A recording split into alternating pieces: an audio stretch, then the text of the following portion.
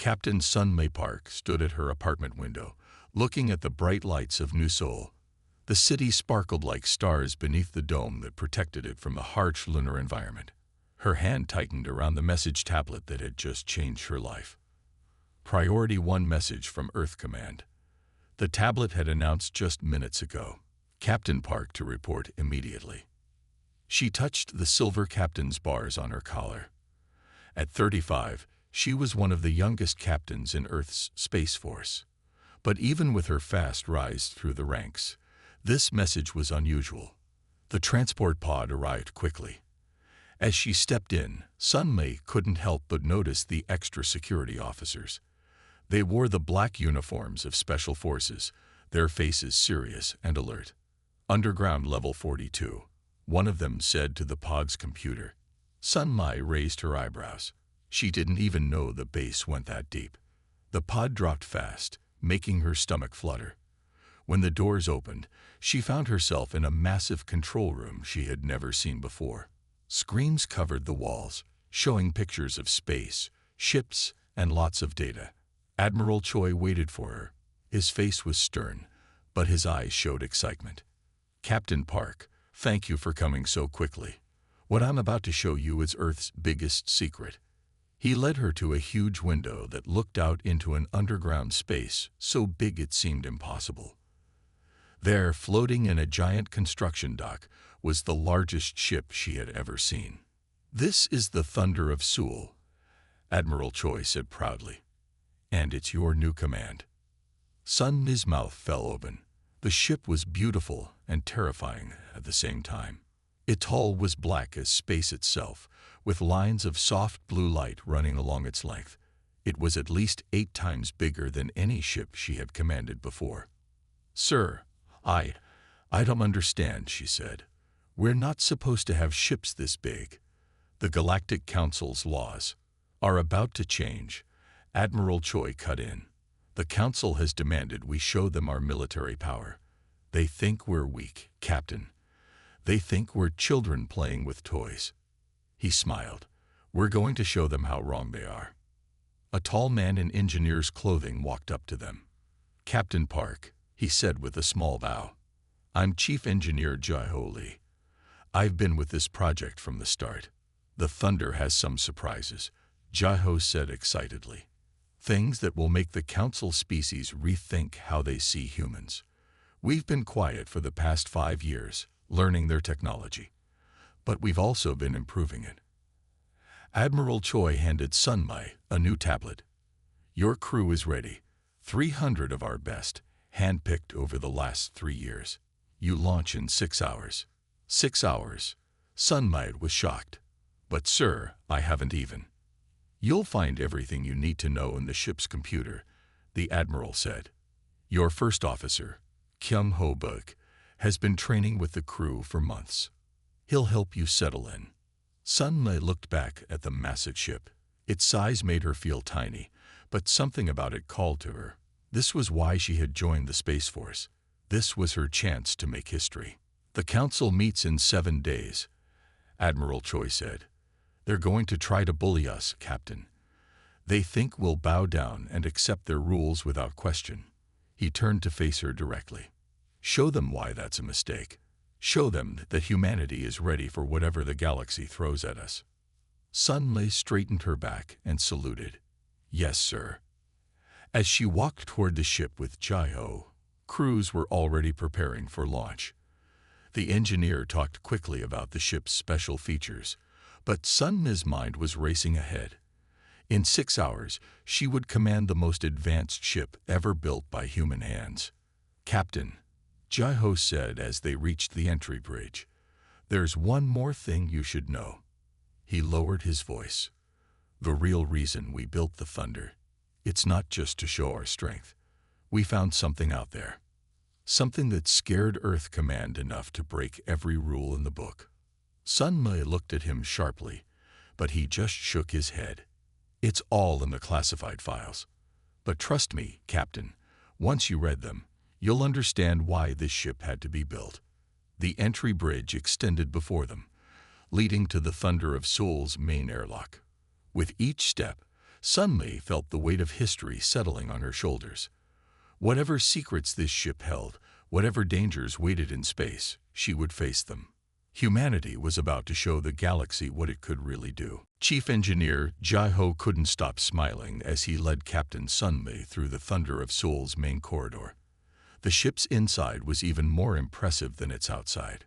"Watch this," he said, touching a wall panel. The solid metal wall became clear as glass, showing the massive construction dock outside. Every wall can become a window. No blind spots on this ship. Sun Mai reached out to touch the clear wall. It felt warm, like living skin. "Is this alien technology?" "Yes and no," Jai-Ho replied. "We learned the basics from studying alien ships, but we made it better. The whole ship can become invisible this way, not just small parts like their ships do." They entered the bridge, and Sun Mai stopped in her tracks. Instead of the usual rows of control stations, the bridge was a large round room. A single command chair sat in the center, surrounded by floating screens of light. First Officer Kyung-ho stood up from one of the few regular seats along the wall. "Captain on the bridge," he called out. The bridge crew stood at attention. "At ease," Sun Mai said, still taking in the strange setup. "Where are all the control stations?" Jai-Ho walked to the command chair. "You won't believe this part, Captain. Please, sit down." When Sun Mai sat in the chair, blue lights came alive all around her. She felt a gentle tingling in the back of her head. "The chair connects directly to your mind," Jai-Ho explained. "You can control the whole ship just by thinking. The floating screens are there only as backup." Lieutenant Ta-won, the weapons officer, stepped forward. "Captain, would you like to test the weapons system?" Sun Li nodded, still trying to get used to the strange feeling in her head. Suddenly, she could see outside the ship in all directions at once. It was like being everywhere on the ship at the same time. "Think about the main guns," Ta-won suggested. Sun Li did, and immediately she could feel the ship's weapons. Huge cannons hidden inside the hull, missile bays loaded with weapons she had never seen before, and strange devices that seemed to bend space itself. "These aren't normal weapons," she said. "No, they're not," Ta-won agreed. "The main guns fire antimatter bullets. One shot can cut through any shield we've ever seen. The missiles can jump through space like tiny teleports. And the space benders can trap enemy ships in bubbles where time moves very slowly." "How did we build all this?" Sun Mai asked. "The Council would never have shared this kind of technology." Jai-Ho looked serious for a moment. "We didn't build it all ourselves. Remember that strange alien ship we found 3 years ago? The one that looked like it had been floating dead in space for millions of years?" Sun Mai remembered. It had been all over the news. Then suddenly all mention of it disappeared. "You copied their technology." "We learned from it," Jai-Ho corrected. "That ship, it wasn't built to explore or trade. It was built to fight something. Something terrible. The classified files will explain more." Officer Hanbin called from his position near the wall. "Captain, engine room reports ready. We can launch anytime." Sun Mi took a deep breath. Through her connection to the ship, she could feel every part of it humming with power. 300 crew members moved through its halls, each one trained and ready. "Show me the classified files," she ordered. A new screen appeared in front of her. As she read, her face grew pale. Now she understood why Earth had built this ship in secret, why they had broken the Council's laws. "Ready all systems," she commanded. The bridge crew jumped to action. "Mr. Hanbin, plot a course to the Council station. Lieutenant Ta-won, keep weapons on standby, but hidden. We don't want to scare anyone, yet." The huge doors of the construction dock began to open above them. Through the clear walls, Sun Mai watched maintenance crews and smaller ships scatter out of the way. "Thunder of Seoul, you are cleared for launch." Admiral Choi's voice came through the speakers. "Show them what humanity can do." Sun Mi felt the ship's powerful engines through her mental link. They were different from normal engines. They didn't just push the ship, They pulled space itself around it. "Launch," she ordered. The thunder of Seoul rose silently from its dock. As it passed through the doors, its black hull seemed to swallow the light from the stars. In orbit above the moon, it paused for a moment, its blue lines glowing brighter. Then, without a flash or a sound, it vanished into space. Humanity's greatest secret was on its way to meet the galaxy. And in the classified files, the reason for its existence waited like a dark shadow over the future. 3 hours into their flight, Navigation Officer Hanbin noticed something strange on his screens. The empty space behind the thunder of Seoul wasn't quite empty. "Captain," he called out, "I think we're being followed." Captain Sunmai sat forward in her command chair. Through the ship's mental link, she could see what Hanbin was seeing. 3 faint marks in space, like shadows that shouldn't be there. "Are they using cloaking devices?" she asked. "Maybe," Hanbin replied, "but it's different from normal cloaking. I can only see them because our sensors are so much better." Communications Officer Yuna spoke up from her station. "Captain, I'm picking up weird signals. Not normal space talk." Her fingers moved quickly over her screen. "It's encrypted, but not in any alien code I know." Sun Mai thought for a moment. The classified files she had read warned about something like this. "Jai-ho," she called to the chief engineer. "Remember those special sensors you told me about? The ones that can see through time?" Jai-ho nodded eagerly. "Yes, Captain. Shall I turn them on?" "Do it." The ship's walls turned clear, but now they showed more than just space. Streaks of light marked where things had been and where they would be. The 3 shadows following them left trails like dark scratches in the fabric of space. "That's impossible," First Officer Kyung-ho whispered. "Those ships, their time trails go backward. They're from the future." Sun Mai remembered more from the files. The ancient alien ship they had found hadn't just been fighting something. It had been fighting something that could move through time. "Yuna," she ordered, "send this message on all channels. We see you. We know what you are.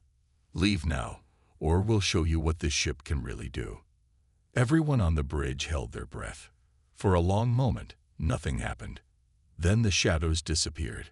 Their time trails vanished like they had never been there. "Did we scare them away?"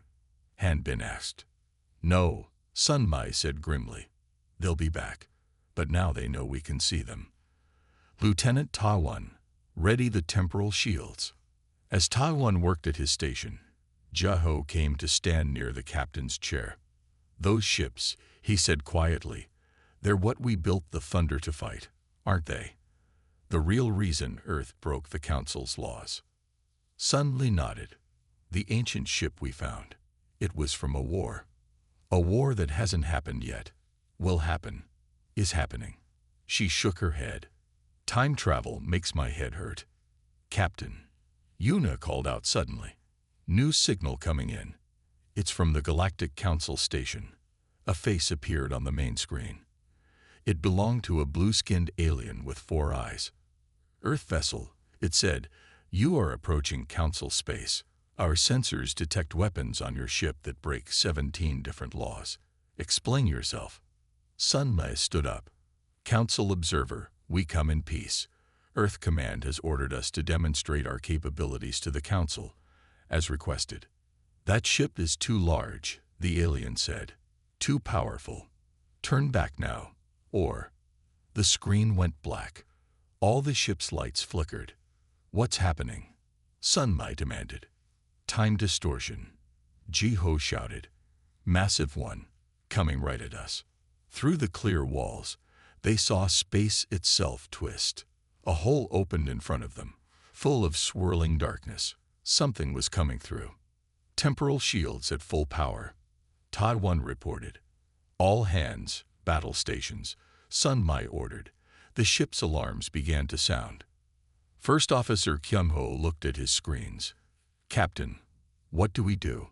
We're not supposed to show our real weapons until we reach the Council." Sun Li gripped her chair as the ship shook. "We might not have a choice.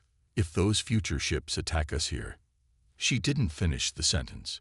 Everyone on the bridge knew what they had read in the files. The future ships didn't just destroy their enemies. They erased them from time itself. Hold position, Sun Mai ordered. Power up everything, but keep it hidden. Let's see what comes through that hole. The thunder of Seul's engines hummed louder. Inside its black hull, weapons that could tear holes in space waited for the order to fire. 300 crew members prepared for a battle that might determine not just their fate, but the fate of all time itself. And through the hole in space, something dark was emerging. Something that had haunted humanity's future for 1,000,000 years. The real test of Thunder of Seul was about to begin. The hole in space grew larger. Out of the darkness came 3 ships that looked like they were made of black glass. They were smaller than the Thunder of Seul, but they moved in ways that normal ships couldn't. Time ships confirmed. Lieutenant Ta-1 reported. They matched the images from the ancient ship's database. Captain Sun Mai watched through the ship's mental link as the enemy vessels spread out to surround them. Jai-ho, how are the shields? Strong, the chief engineer replied. But those ships can attack through time. They might hit us before we even raise the shields. As if hearing his words, the black ships attacked. They didn't fire normal weapons. Instead, parts of the Thunder of Seul started to age hundreds of years in seconds. Metal turned to rust, then to dust. But something strange happened. Where the aging effect touched the Thunder's hull, blue light pulsed. The damage reversed itself. Ha! Jai-ho shouted happily. The temporal shields work. We're immune to their time attacks. The enemy ships paused. This was clearly not what they expected. Sun Miss smiled. Our turn. Tai-1, show them the phase cannon. A section of the Thunder's black hull split open. A weapon emerged that looked like a twisted piece of space itself.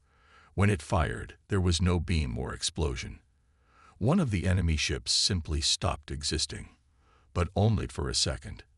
Then it reappeared, its black hull cracked. They can jump through time to avoid destruction, Tai-1 said. But the phase cannon still hurt them. The enemy ships moved again, this time disappearing completely. They're trying to go back in time. Han Bin warned. They'll attack us before we left Earth. Not today, Sun Mai said calmly. Jai-ho, activate the time anchor. Jai-ho pressed several controls. The blue lines along the Thunder's hull grew brighter. Space around them became solid, like frozen water. The enemy ships reappeared, trapped. They can't time jump while the anchor is on, Jai-ho explained proudly. They have to fight us here and now.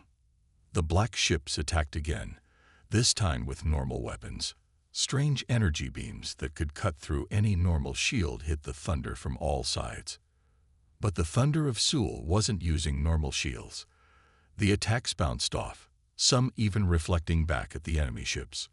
Captain, First Officer Kyung-ho called out, the Council Station is sending messages. They can see our battle. Sun Mi nodded. Good. Let them see. Tai-1, target all 3 ships. Show them our main weapon. The Thunder's hull opened in several places. Long, thin cannons extended, glowing with white light. When they fired, they shot tiny dots of antimatter wrapped in force fields. 2 enemy ships exploded instantly. The third tried to escape, but the antimatter bullet caught its engine. The black ship broke apart, pieces scattering across space. Check for survivors, Sun Mai ordered. No need, Jai-ho said quietly. Those ships didn't have crews. They were controlled by computers from the future. The bridge was quiet for a moment. Everyone understood what they had just fought. Machines sent from a future where humanity lost everything. Message from the Council Station, Yuna announced. They want to know what just happened. Should I respond? No, Sun Mai said. Let them wait. Right now, we need tow. Captain, Han Bin interrupted. The pieces of the destroyed ships, they're dissolving. But they're leaving something behind. On the screens, they could see small objects floating where the enemy ships had been. They looked like black boxes made of the same glass-like material as the ships. "Tractor beam," Sun Might ordered. "Bring them in. Ji-Ho, prepare the special containment room." "If those are what I think they are." "What are they, Captain?" Kyung-Ho asked. Sun Mi's face was serious. "According to the ancient ship's records, they're memory cores. They contain information about the future, about what happens to make those ships come back in time.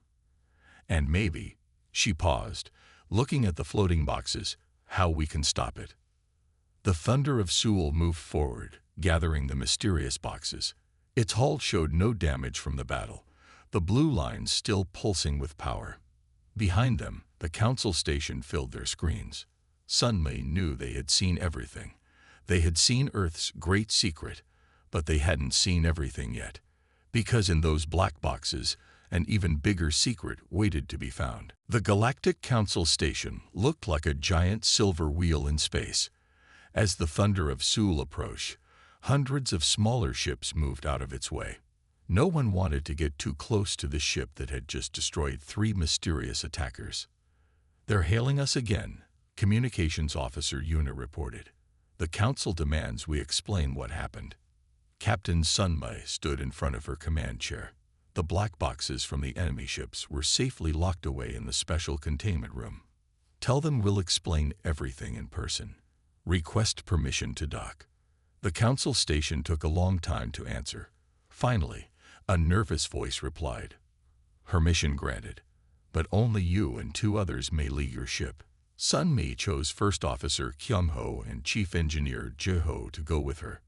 Before they left, she gave Lieutenant Ta-Won special orders. "If anything happens to us," she said, "open the sealed files and take the ship back to Earth. They need to know what's in those black boxes."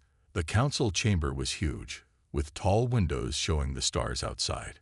15 different alien species sat in a circle, looking down at the 3 humans. Some had multiple arms, others had no arms at all. Some looked almost human, others looked like nothing from Earth. Captain Park, the head counselor, spoke. He was tall and thin, with silver skin that sparkled. "You have broken many laws. Your ship is too big. Your weapons are too powerful. Explain yourself." Sun Mi stepped forward. "Honorable Council, we broke your laws for a good reason. We found something. Something that threatens everyone, not just humans." She nodded to Ji-Ho, who activated a small device. A hologram appeared, showing the battle they had just fought. The council members whispered among themselves as they watched the strange black ships appear and attack. "Those ships," Sun Mi continued, "came from the future. A future where something terrible happens. We learned about them from an ancient ship we found." "Impossible," one counselor said. His red scales bristled. "Time travel is a myth." "Then how do you explain what you just saw?" Kyung-Ho asked. "Those ships tried to erase us from time itself. They've tried before, and they'll try again." Ji-Ho changed the hologram to show the ancient ship they had found. This vessel was over 1,000,000 years old. Its crew left messages warning about a war. Not a war that happened in the past, but one that will happen in the future. The council chamber grew quiet. Sun Mi could see fear in some of the aliens' eyes. "The ancient ship was built by a species that no longer exists," she explained. "They didn't die out naturally. They were erased from time. Only this one ship survived, hidden in a place where time doesn't work normally. And you humans found it," the head counselor said. "Used its technology, built your own ship." "We had to," Sun Mi replied. "The Thunder of Seoul isn't just a battleship. It's our first defense against what's coming. Those black ships were just scouts. There are more coming. Many more." Suddenly, alarms started ringing throughout the station. A young alien ran into the chamber. "More holes in space," it shouted. Hundreds of them. Through the chamber windows, they could see space tearing open. Black ships poured out of each hole, surrounding the station. "Now you have a choice," Sun Mi said to the council. "You can arrest us for breaking your laws, or you can let us help you fight what's coming." The head counselor stood up. Outside, the Thunder of Seoul was already moving to protect the station. Its black hull absorbed energy shots from the enemy ships while its own weapons fired back. How? The counselor asked. How can we fight an enemy from the future? Sun Mi smiled. We found something in the ancient ship, plans for more ships like the Thunder. Better ones. But we need all our species working together to build them. The council members looked at each other. More black ships were appearing every second. There's no time to vote, the head counselor said. No time for debates. Captain Park, the council accepts your help. Now please, save this station. Sun Mi touched her communicator. Thunder of Seoul, execute Operation Timebreak. Through the windows, they watched as their ship's hull began to glow bright blue. Space itself seemed to bend around it. The real battle was about to begin. And this time, all species would fight together. The Thunder of Seoul moved in front of the council station, its blue lights pulsing brighter than ever before. Behind Captain Sun Mi, the alien counselors watched through the chamber windows as hundreds of enemy ships filled space with their black glass hulls. Lieutenant Ta-Won, Sun Mi spoke into her communicator. Activate the time shield. Maximum range. The Thunder's hull opened like a blooming flower. Waves of blue energy spread out, covering not just the ship but the entire council station.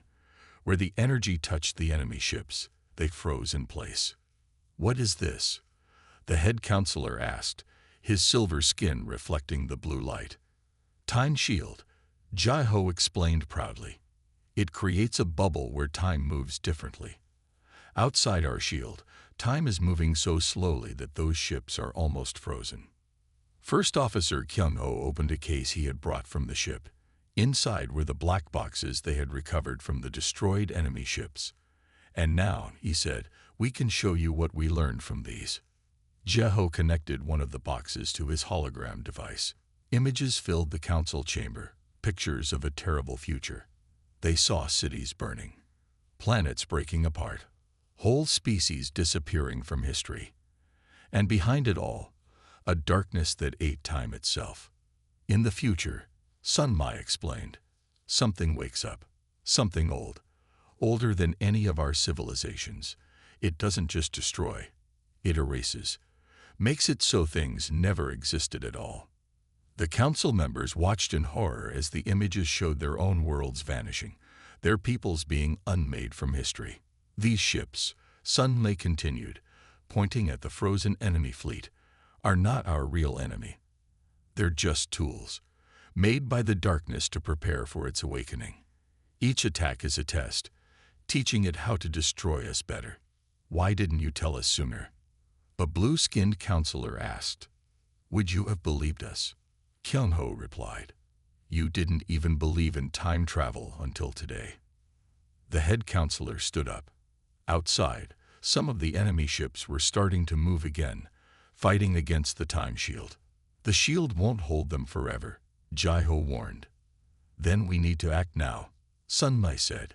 She pressed a button on her uniform. A new hologram appeared. Plans for ships, weapons, and devices like nothing the council had seen before. These are from the ancient ship we found, she explained. The plans for their whole fleet. Ships designed to fight across time itself. But they're incomplete. Each of our species needs to add their own knowledge, their own technology. The Thunder of Seoul, Jai-Ho added, is just a prototype, a test to see if different technologies could work together. Imagine what we could build if we all worked together. Suddenly, the station shook. Some of the enemy ships had broken free. They fired at the time shield, making it flicker. Decide now, Sun Mi told the council. Help us fight, or watch everything you know disappear from history. The head counselor looked at the other members. One by one, they nodded. We will help, he said. But how do we fight them now? There are too many. Sun Mi smiled. The Thunder has one more surprise. Jai-Ho. The chief engineer typed commands into his device.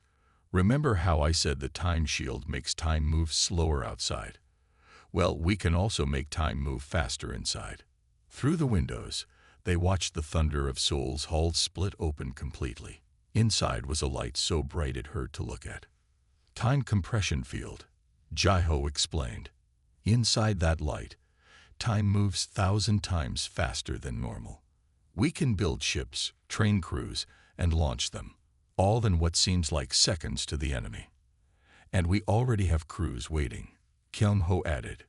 Earth has been preparing for this day. Now we just need your help to build the ships. The council members watched as the Thunder's light grew brighter. In the compressed time field, they could see shapes forming. New ships being built using both human and alien technology. Together, Sunmi said, we can change the future.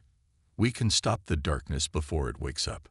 The head counselor touched the window, looking at the frozen enemy fleet. Then let us begin, he said. Show us what we need to do. Outside, the first new ship emerged from the Thunder's light. It was black like the Thunder, but with colors from all council species shining on its hull. The real war for the future was about to begin. One by one, new ships emerged from the Thunder of Souls time compression field. Each one was different, combining technologies from all council species. They formed a circle around the station, their weapons ready. Time shield failing. Jai-Ho warned. The enemy ships were breaking free, their black glass hulls glowing with strange energy. All ships, Sunmi commanded through the station's communication system. Attack pattern Alpha. Protect the station. The battle that followed was like nothing the Council had ever seen. The new Alliance ships moved perfectly together, using weapons that bent both space and time. Enemy ships exploded, their pieces scattering across space before disappearing completely. Your ships, the head counselor said in amazement. They fight like they've trained for years. They have, Kyung-ho explained. In the compressed time field, our crews trained for what felt like 5 years. Out here, it was only minutes. But the enemy ships kept coming. For every one they destroyed, 2 more appeared through holes in space. The time shield was almost gone. We need more ships, Sunmi said. Jai-Ho, how many more can we build? The chief engineer checked his device. The Thunder's power is running low. Maybe 3 more ships. Not enough, Sunmi muttered. Then she had an idea. The black boxes. Jai-Ho, connect them to the Thunder's computer. Jai-Ho's eyes went wide. Captain, that's brilliant. He quickly connected all the black boxes they had recovered. Information flowed from them into the Thunder of Souls systems. The ship's blue lines turned purple, then white. The boxes contain future technology, Sunmi explained to the Council. By connecting them to our ship we can. She stopped as the Thunder's hull began to change. The black metal shifted like water, forming new shapes. The ship was rebuilding itself. Look! A young counselor shouted, pointing out the window. The enemy ships were pulling back. The holes in space were closing. Whatever the Thunder was becoming, it scared them. When the change finished, the Thunder of Seoul was twice its original size. Its hull wasn't just black anymore. It seemed to absorb light itself. The white lines pulsed with power that made space itself bend. All crews, return to the Thunder, Sunmi ordered. As the crews from the Alliance ships transported back, she turned to the Council. What we're about to do has never been tried before. We're going to follow them through time. How can we help? The head counselor asked. Build more ships like the ones we made today. Train more crews. When we find the darkness in the future, we'll need an army to fight it. The council members all stood. One by one, they placed their hands on a round table in the center of the chamber. The table glowed, showing it was recording their votes. The council hereby declares the Time Protection Fleet officially created, the head counselor announced. Captain Park, you are named Fleet Commander. Sun Li bowed slightly. Thank you. Jai-Ho, Kyung-ho, let's go. We have a future to save. Back on the Thunder's bridge, the crew was amazed by the changes. The control systems were more advanced, the weapons more powerful. The mental link to the ship felt stronger than ever. All crew ready, Todd 1 reported. New weapons online. Time drive at full power. Course plotted through the time stream. Han Bin added. We can follow the enemy ships to their future. Sun Mei sat in her command chair, feeling the power of the improved ship through the mental link. On her screens, she could see the Council Station beginning construction of more Alliance ships. The future was already changing. Send this message to Earth Command, she told Yuna. Mission accomplished. Phase 2 beginning. We'll see you, sometime. The thunder of Seoul's new hull began to glow. Space twisted around it, but differently than before. They weren't just moving through space now. They were moving through time itself. Time jump in 3, 2, 1. Han Bin counted down. Just before they jumped, Sun Mei looked at her crew. Humans who had volunteered to leave their time, maybe forever, to save the future. She felt proud to command them. Jump, she ordered. The thunder of Seoul vanished in a flash of white light. Behind it, the Council Station shimmered with the energy of new ships being built. The alliance between humans and aliens would grow stronger. They would be ready when the darkness woke up. And somewhere in time, humanity's greatest ship was sailing toward humanity's greatest battle.